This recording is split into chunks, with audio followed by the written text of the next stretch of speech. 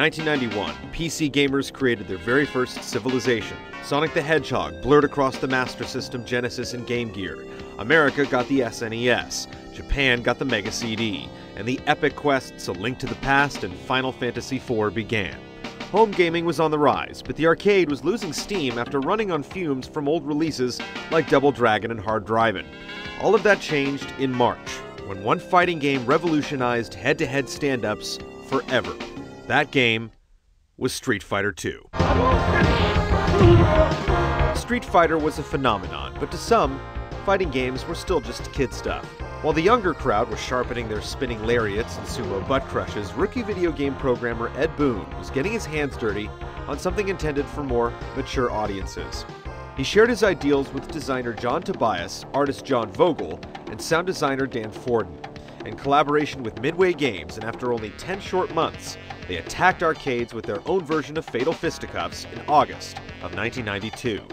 They kicked names around like Kumite, Dragon Attack, and Fatality. During the process, someone scribbled Combat on a dry erase board outside Boon's office, replacing C with a K to give it a hard edge. Pinball designer Steve Ritchie glanced at this creative spelling one day, and the full title came to him instantaneously.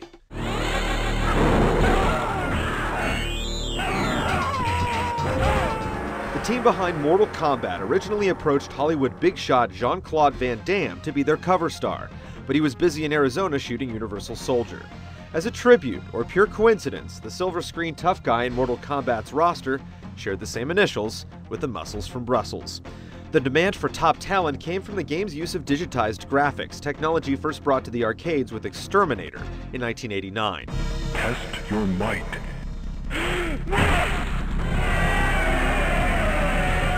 The cast may have been missing a headliner, but these faces still became icons. Johnny Cage, Hollywood action hero. Kano, mercenary of the Black Dragon Clan. Raiden, the god of thunder. Liu Kang, Shaolin monk. Scorpion, skeleton hellspawn. Sub-Zero, master of ice from the Lin Kuei clan.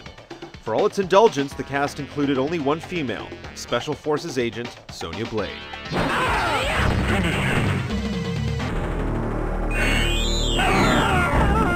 Sonya wins. Mortal Kombat only told a story through text screens when the arcade cabinet wasn't in use. These scrolls spoke of a place called Earthrealm, a dimension on the brink of losing a critical tournament for the 10th year in a row. Upon failing again, a wasteland known as Outworld would consume our planet. Liu Kang became this realm's chosen warrior, and with the help from Raiden, he surpassed the competition, locked arms with the Shokan half-dragon beast Goro, and defeated the soul-stealing sorcerer Shang Tsung.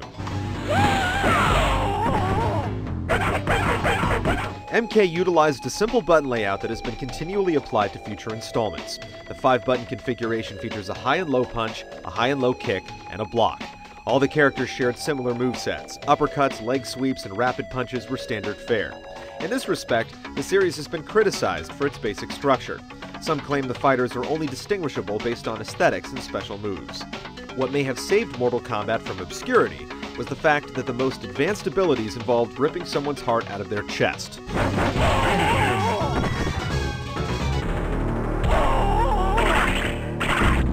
Kano wins. Fatality. These brutal climaxes were the digital equivalent of rubbing someone's nose in it if it were a pile of entrails. No one had ever seen anything like it before on any console or in any arcade. Ed Boon's favorite fatality? Sub-Zero's spine rip.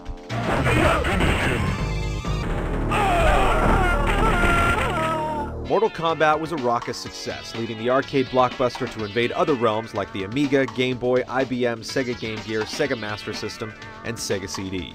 The game gave arms to Sega's side of the 16-bit console war, as the Genesis, after a code unlocked it, featured all the gruesome original content. The Super Nintendo, on the other hand, was stuck with neutered fatalities and spraying sweat instead of blood. Whether you got the gore or not, the series had landed. In 2008, Forbes magazine stated cabinets of the original MK are sold for as much as $2,500. Electronic Gaming Monthly coined it as the most controversial game of 1993. It was considered by most to be the bloodiest game on the market, until it was dethroned on November 1st by its sequel.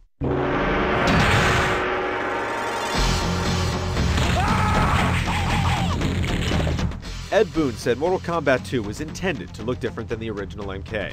He also stated it had everything we wanted to put into MK, but didn't have time for. This involved recapturing each performance frame by frame, smoothing out the animation, and patching the plot holes left by the original's multiple, contradictory endings. After Liu Kang had defeated Shang Tsung, the evil sorcerer begged his master Shao Kahn to spare his life. If Mortal Kombat were held in Outworld, then Kahn and his followers would gain an advantage. MK2 featured a host of brand new stages, some of which added all new menacing ways to finish your opponent. The contestants doubled up their bloodletting fatality options, along with the new, comically cheerful friendships and the infantizing babalities. The roster nearly doubled. The original cast all returned, though only 5 were playable. Kano and Sonya Blade had been taken captive by Outworld forces and could be seen behind Shao Kahn's throne. Boone stated that these were the least chosen characters from the first game, hence their departure. New to the fray was a Tarkatan nomad named Baraka, another Special Forces superstar Jax Briggs, another Shaolin brother Kung Lao, the formerly hidden green ghoul Reptile, the adopted daughter to Shao Kahn Katana, and her botched clone Melina. Shang Tsung also enlisted himself after being given his youth back in an effort to take the tournament. Sticking to structure, Shao Kahn served as the final boss, with his right-hand minion Kintaro filling in as the sub-boss. Kintaro's tiger stripes gave him a different appearance than Goro, though they were both of the Shokan race. The 5-button layout was preserved, though the overall gameplay had seen an increase in speed. Traditional moves expanded to include a roundhouse kick, one of the most powerful attacks in the game, though characters still closely resembled one another when it came to standard techniques. What separated them the most, like before, was their scandalous stamp on each victory. MK2 also received many ports. Nintendo, having learned the hard way, allowed their Super Nintendo to be soiled by the series' finest fatalities yet. Sega welcomed it back to the Genesis and Master System with open arms, and it also saw release on the Amiga, 32X, Game Gear, PC, Saturn, and the PlayStation in Japan. MK got its own soundtrack and a comic book written and illustrated by series designer John Tobias, not to be confused with a separate line the same year from Malibu Comics. Console sales made over $50 million in the first week, beating the initial earnings of major motion pictures True Lies and The Lion King. Not making a third would have been absurd.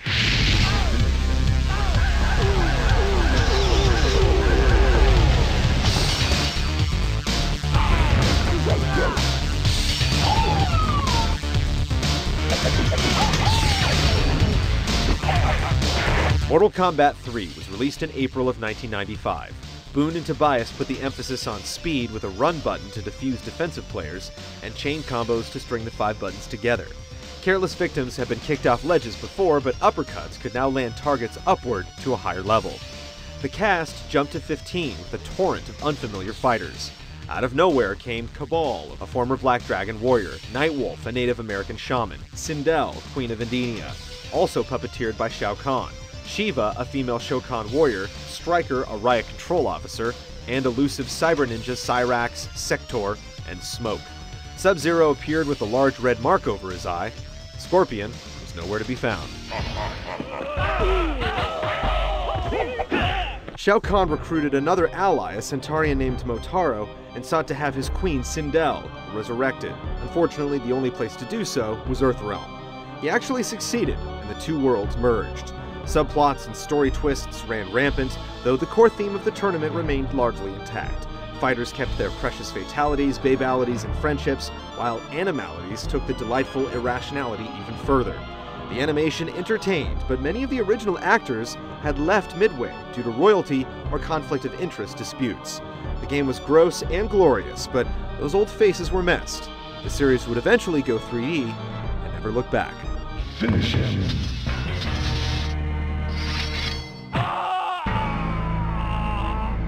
MK3 launched ports aplenty, revisiting the Genesis, SNES, PC, Game Gear, and Game Boy, and enjoyed the combat's first US appearance on the PlayStation.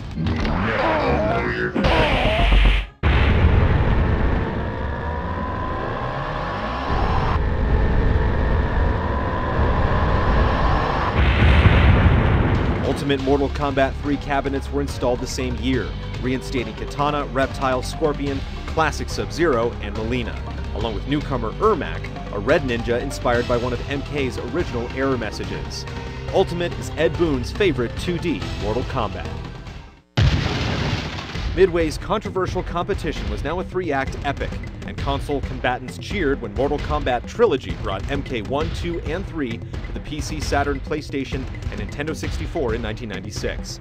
Every character from the first 3, even the non-playable bosses, was playable. MK had gone from arcade crowd pleaser to best-selling collector's edition in 5 years. Seeing each installment side by side revealed the evolutionary forward flip Mortal Kombat would have to make into another dimension. Not the kind they were used to.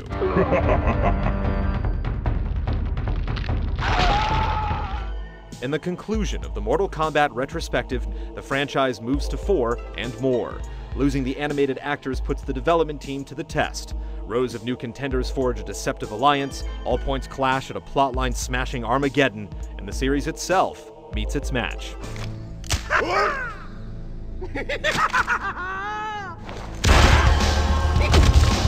The Joker.